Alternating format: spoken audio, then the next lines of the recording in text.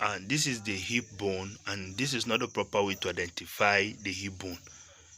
To identify the hip bone, this is an internal surface, so your pubis from the internal surface has to face anteriorly forward, and then your ilion upward. Your acceptabulum has to be lateral, then your hand has to fit into the greater sciatic notch.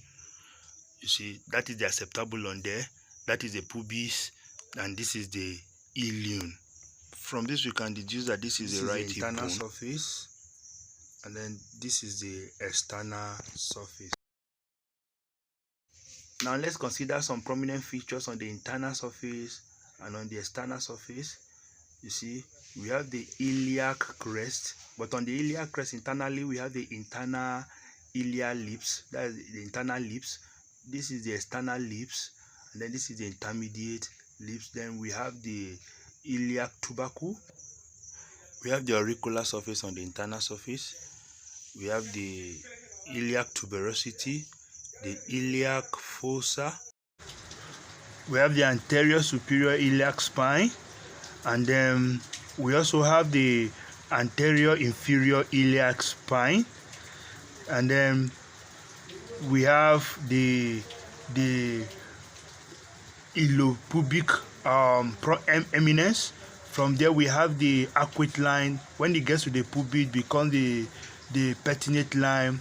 This is the symphysial surface, and then that's the symphysial surface. We have the acceptabulum where the head of femur attaches, that's the acceptabulum margin, and then we have the acetabular notch. We have the lunate, and then quadratus femoris attaches here, that is the ischia tuberosity, that's the greater sciatic notch, the ischia spine, and then we have the lesser sciatic notch, that is the obturator foramen.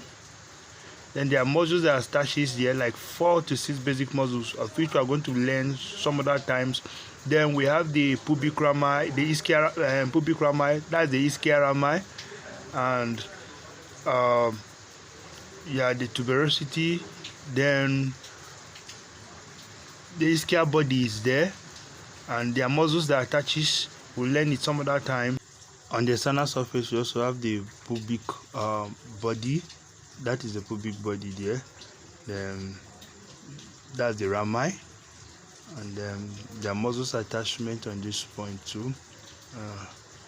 That's the